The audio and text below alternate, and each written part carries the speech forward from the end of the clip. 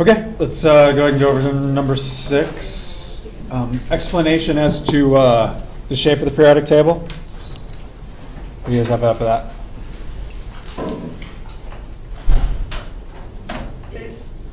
To fit it on one page. Not enough. Based on the arrangement of the electrons, Nope.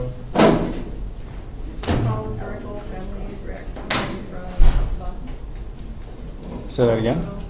I said columns vertically are families, react similarly from top to bottom, and horizontal are called periods, elements next to each other.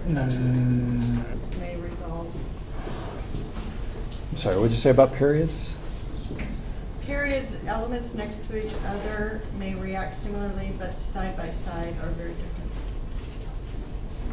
In other words, this way and this way. Which is which?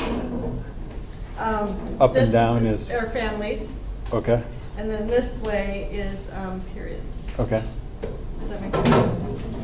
Yeah, it's good so far. You just said something wrong back there, and I'm still Oh. trying to catch you saying it What I again. said originally was based on the arrangement of the electrons. Yeah, no, that's So- definitely. Is this thing based off of the arrangement of electrons? Everybody say no. Why not? Because that was a happy coincidence. It's not a happy coincidence, but the guy who came up with the table didn't even believe in electrons. So he certainly did not arrange the table based off of the electrons. But the thing that he arranged them was based off of their what? Their chemical reactivity, which happens to be based on electrons. So in a roundabout way, yes, he did do it for electrons, but not really. It's based off of its chemical reactivity. So the families or the columns, the groups, those things behave very similarly to each other.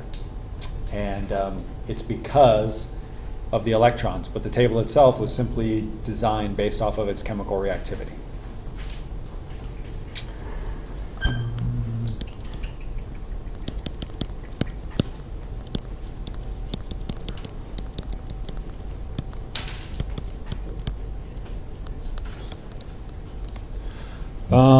Diatomics. Okay. H2N2O2 F2Cl2 Br2I2. 1, 2, 3, 4, 5, 6, 7. That's it. Allotrope. What do we got for allotrope? O2 and O3. Well, those are examples. Okay, so O2 and O3 are examples of allotropes. Why? Yeah. Perfect. Same element.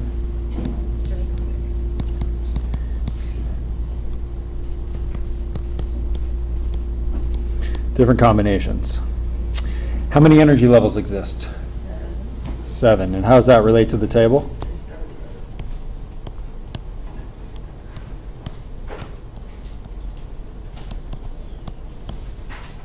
Okay. How many sublevels exist? 7. And how do you know that there are 7 sublevels? Because we're adding on for each energy level you go down. So each energy level has its number of sublevels. So if there are 7 energy levels, then energy level 7 must have 7 sublevels. So there's 7 sublevels, and they are S and P and D and F and G, H, and I. We don't really need to worry about G, H, and I. Really just S, P, D, and F. Why don't we need to worry about G, H, and I? There's like no elements that use them. There are no elements that have that many electrons that they need to fit in. It's sort of like having a, what if the Sears Tower was just apartments and they built it in Hood River? There'd be a lot of empty space, right? It's over 100 stories tall. It's probably, I don't know, maybe 12,000 people could fit in it. There aren't 12,000 people in, I don't know if there's 12,000 people in Hood River County. Definitely not in Hood River. So there'd be a lot of empty space. Could you go up to the top floor? Sure. I mean, you have to come back down, but you could go up there. So the availability of the space is there. It's just nobody needs the space. How many electrons fit in an orbital? Those. 2 per orbital. And which sublevels are found in the second energy level and why? S and P. And what's the reasoning? First two.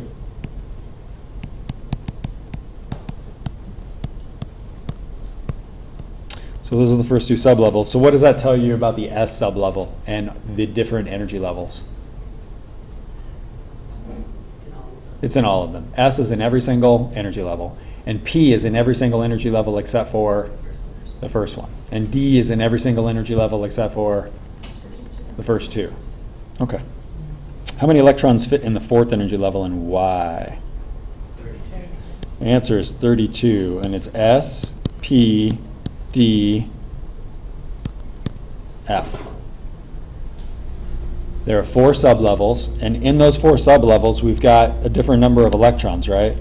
So for sublevel S, I've got 2 electrons, and for sublevel P, I've got 6, and D, I've got 10, and F, I've got 14. And if you add all those guys up, you get to 32 electrons. All right, let's do electron configurations for nitrogen. So 1s2, 2s2, 2p3. What's a quick way you can know that you've got the right electron configuration? You can just add the 2, and the 3. It gives you 7. There's 7 for the atomic number, so there's 7 electrons. How about the sulfur here?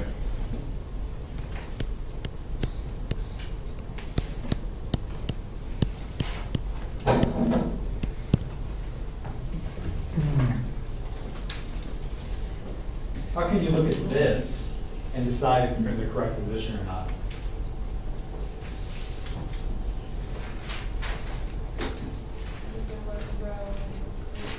So I'm in row 3, I'm in the P block, and I'm in the 4th column over in that P block.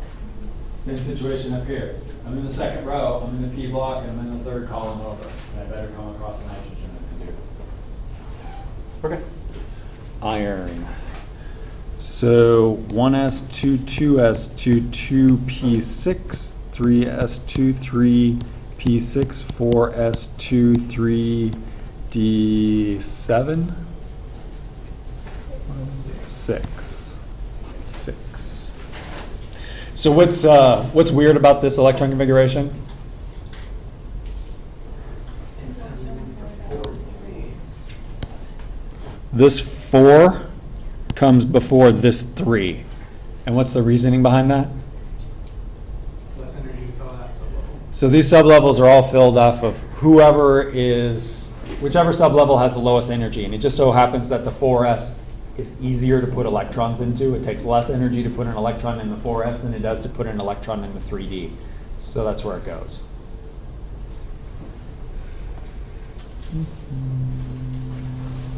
Would you mind repeating for me? Because I remember last week when you coordinated the electron configuration to where it's found, and then just a minute ago you just went sulfur 3p4, 3rd row down.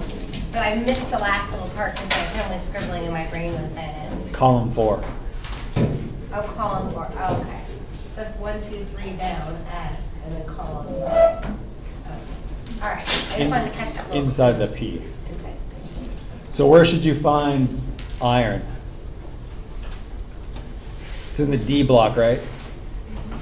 It should be the 6th row, 6th column over in the D block. The only problem with this is it says 3, correct? 4. But it's not, it's 3. Why is that? We just said a second ago. It's easier to put the electrons in the 4s than it is to put in the 3d. And when we're looking at the periodic table, if this went exactly by filling energy levels, it would we would need this 3d part to be up here, right? It just simply doesn't. This has to fill first because this has less energy than this here. So that's why there's 3 empty spots instead of just 2 for the D area.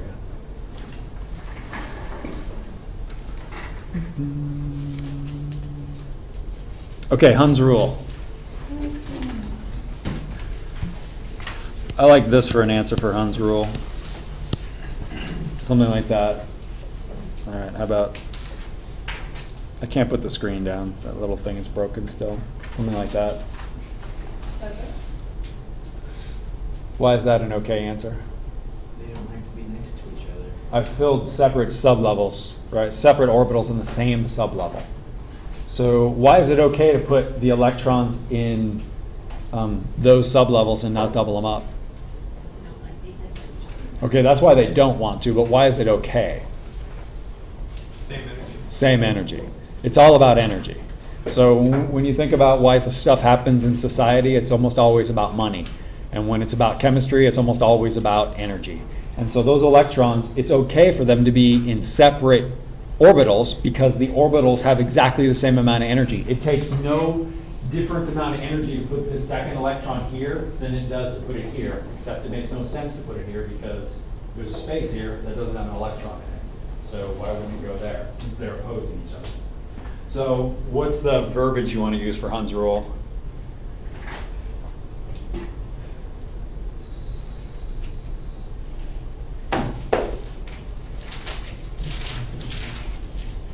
How about do not add a second electron to an orbital until all orbitals in that sublevel have at least one electron in them? Because then it applies to S, P, D, F, applies to everything. So if I'm in the 1s and I need to put another electron in there, where does it go? In the 1s. Why? Because the next sublevel is above it, it takes more energy, so I go ahead and double it up there.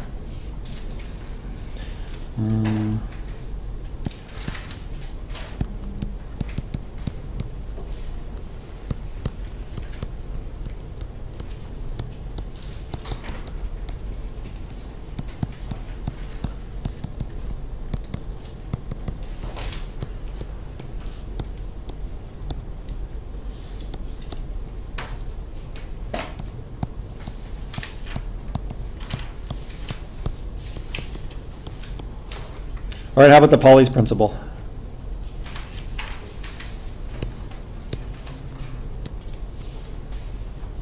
Positive and negative spin. Would you, Positive and negative spin to create magnetic field, so it can still affect whatever despite there. just don't use the positive and negative spin. Posings. The actual terminology is spin up and spin down. And the spin up and spin down comes from this, it's a geological, it's an earth thing. Where's the North Pole, up or down? Up. We just think north being up. So when we're looking at the electron spinning, one of them's got a north pole on top and one's got a north pole on the bottom. So that one's spinning up or the other one's spinning down. They have the same charge, so we don't say positive or negative, just up, down. So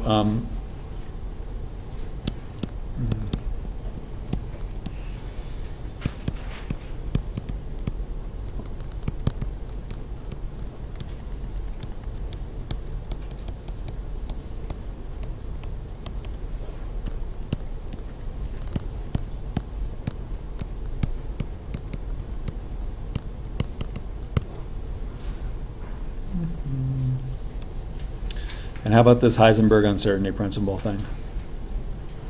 You can't take a picture of the electron. That's the result. But what's the actual principle? We'll never know. So small that the light photons just blow away. Again, that's like the result.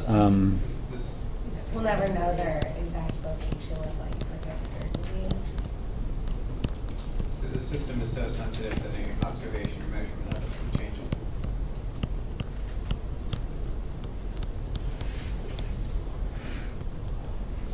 Observation moves subatomic particles. So if I go to look at it, I go to check its temperature, I go to do anything to it, I've modified the system itself. So the actual phrase is,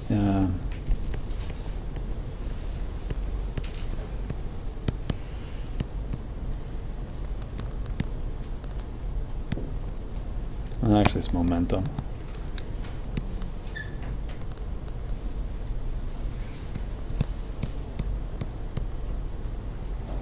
You can't know the momentum and the position of a particle. Exactly. Subatomic, that is.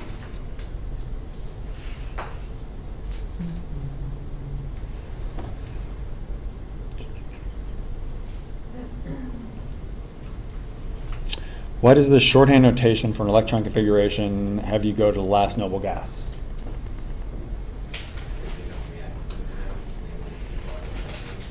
Okay. I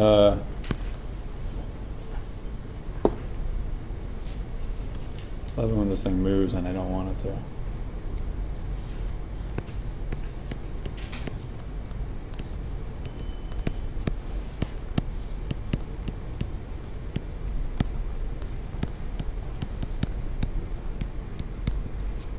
They don't react. They're off limits.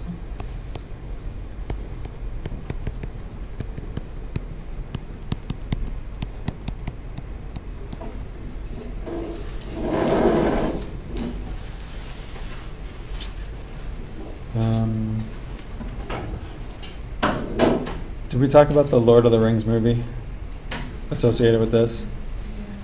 We did, right?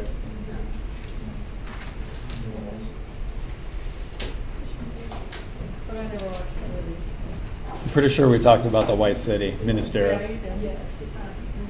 There are concentric walls, so each level has a different wall. So if they didn't finish the last wall, would you send all your troops outside the last completed wall to defend the unfinished wall? That's ridiculous. You just give up that last wall and just fight from inside. And that's sort of the way the electrons are. Once they're inside that wall, they're off limits. Everything on the outside of that wall, sorry you didn't get in time. So you're gone. You will be reacted with. Okay, noble gas configuration for titanium. So it's Ti, and then the last noble gas is what? Argon? And so then I've got 4s2, 3d2. So this should be element number 22, right? Argon's 18 electrons, plus the 2 from the 4s and 2 from the 3d. Do you have a question? No, sorry. Okay. Are we okay with this? What if you wrote it 3D2 and then 4S2? It would be wrong. Why? I don't know. Well, where do you put the electrons first? Our periodic Oh. tables, you say. Yeah, it's backwards, it's dumb. Yeah, but it's cheap. I wondered that also. The electrons get put into the 4s before they get put into the 3d, so put them in order of where they get laid in there.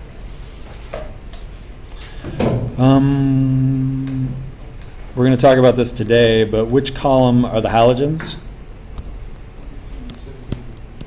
7A. 17 or 7a, depending on if you're old or older. And then the alkali earths? 2A. Oh, earth, sorry. 2 or 2a. Okay.